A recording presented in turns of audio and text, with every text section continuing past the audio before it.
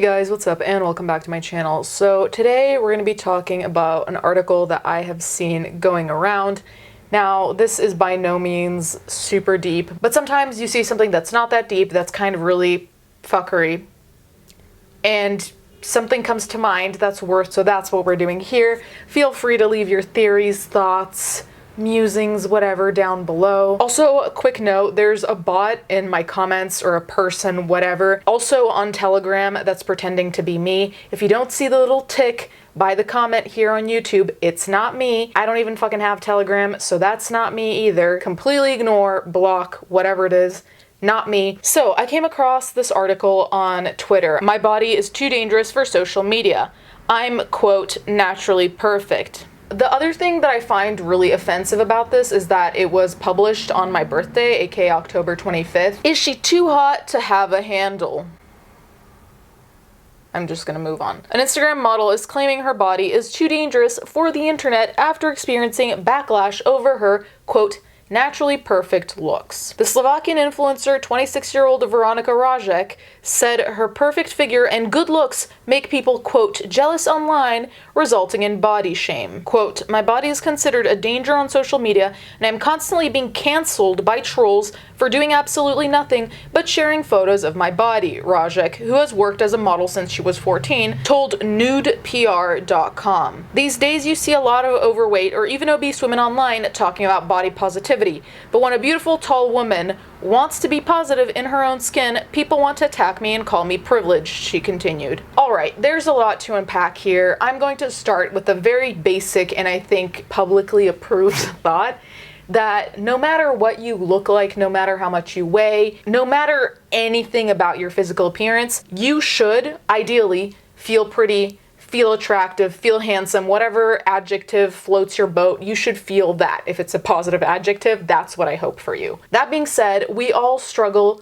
with our own things. Just because someone looks like X, it doesn't mean they don't suffer with Y. And I think that that's a thing that gets undermined a lot, the same way that we see with people who seem to have their lives put together, seem to be emotionally well. How many times do we see people on social media who seem to have some great, perfect life posting about really devastating shit that's happened, or posting some information that you just had not even an idea about, but that you didn't even suspect? Right? Because social media, we all know, for the most part, is a highlight reel. We know that. I do think that it is really simplistic to just think, oh, here's a pretty girl, she's tall, she's blonde, she has blue eyes, she's thin, she's very conventionally pretty. Some people translate that into her problems are less significant than other people's problems, and I don't agree with that in the least. I think everyone's problems should be taken seriously. End of. We also have to acknowledge that such a thing as privilege exists.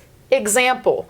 If you're going to a cafe and you look like this lovely woman, the woman we're talking about, Rajek, if you look like her and you go into a cafe, the way you're treated may be very different than, say, someone who is not tall, thin, blonde, blue-eyed. That doesn't mean you're not beautiful, mind you. Let's say you're dealing with a person who, according to the particular time you're living in, is deemed as beautiful, is pretty much the stereotype of beautiful. They're gonna get a very different treatment than someone who doesn't really fit into that category, okay? And I don't think that's a stretch. I don't think that's even really something people can entirely disagree on. The same way that if you're at a cafe and you look approachable, it's more likely someone might come talk to you than if you look like me, who has resting bitch face, who just looks like I might kill you if you come talk to me. Your treatment is gonna be different. The reason why I'm bringing this up is because a lot of what is said here rubbed people the wrong way, and understandably so, because basically the quotes included here, which we don't know what was said in the interview, maybe there's more, maybe there's context, who knows, but the quotes listed here make it seem like, oh my god, I'm the conventionally accepted definition of beautiful, I'm tall, I'm thin, everyone thinks I'm so pretty, you guys, I'm exhausted, I get bullied online, this is just, it's not okay. That's kind of the vibe that we get from this article. It doesn't look too good. I also think that the verbiage being chosen is important. Now, I don't know if this person's first language is English. I could guess no. That's also important because the terms trolled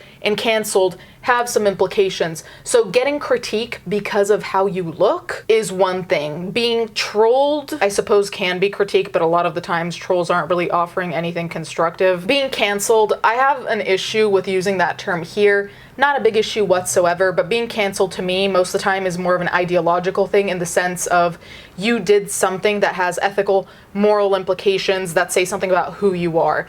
Being canceled for just how you look, I can't really think of an example of where that really has happened. It's the idea that you're representing. So I don't know how you can be canceled for just being pretty. You might be critiqued and made fun of, but not canceled. These days, you see a lot of overweight or even obese women online talking about body positivity, but when a beautiful, tall woman wants to be positive in her own skin, people want to attack me and call me privileged, she continued. The model, who now travels between Austria and the US, touts 2 million followers on Instagram, but all her devoted fans don't seem to outweigh the nasty trolls. They're just jealous of my naturally fit body, she said. Some people are even reporting my Instagram account because they're offended by my slim look, and I'm losing out on money and work because of it. Rajak claimed she doesn't share anything X-rated or controversial, but just wants to show off myself and my body in an attempt to promote body positivity. I don't understand why my version of body positivity is wrong, she said. I'm a model. Aren't models supposed to be sexy? There's a lot to consider on a social scale between what's socially accepted, social quote-unquote rankings, because like we said, if you're considered pretty by a majority of people,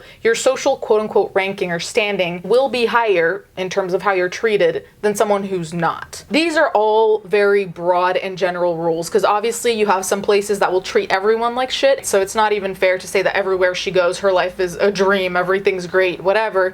But we can't pretend it's not an advantage. If you don't want to call it privilege, call it an advantage. And nobody can say that being pretty is a disadvantage. Like, I'm sorry, truly not today. The reason why I mentioned vocabulary and whether English was the language this interview was in, and whether it's a language that this person has a firm grasp on, is because the vocabulary being used obviously is going to affect the message, but not only the message, how the message comes across. And again, that's not a slight here. A lot of these comments that she's making seem very self-complimentary, which in the context of this article might make it seem like what I said before, oh, I'm so pretty, everyone's just mean to me because I'm so pretty and they're jealous, right? This is the point where I have a hard time understanding where this person's coming from. Everything else, I can still see it.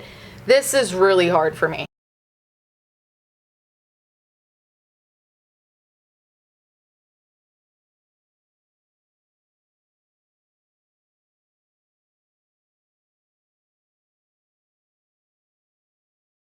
If you're too beautiful, your body is seen as a threat to society, she said. In reality, I came from a poor country and had to work hard to be where I am today. See, now this is what I was talking about. Just because she's pretty, just because her body is societally accepted as pretty, fit, perfect, optimal, whatever you want to call it, that doesn't mean that there was never any difficulty in her life. That doesn't mean she didn't go through hard time. I believe all of that. I think the main argument is really just there are some ways in which you were luckier than others, in the same way that there were some ways that you were less lucky than others, like being in a poorer country, whereas other people might be in a better country, but maybe less conventionally good looking than you. So it's not saying you didn't do anything, you don't deserve anything you have, which is why I think articles like this have to be worded in a very particular way to make sure that we're all understanding the same thing and that it just doesn't become an attack on looks, because truly it's not about the looks, it's the consequence of the looks. Does that make sense? But Rajak is no stranger to being bullied. She said, as a child, she was often called cruel names like a desk and giraffe due to her height and flat chest. I think that people want to punish me for my success, but everything about me is natural. I don't think this part requires a very significant, meaningful comment because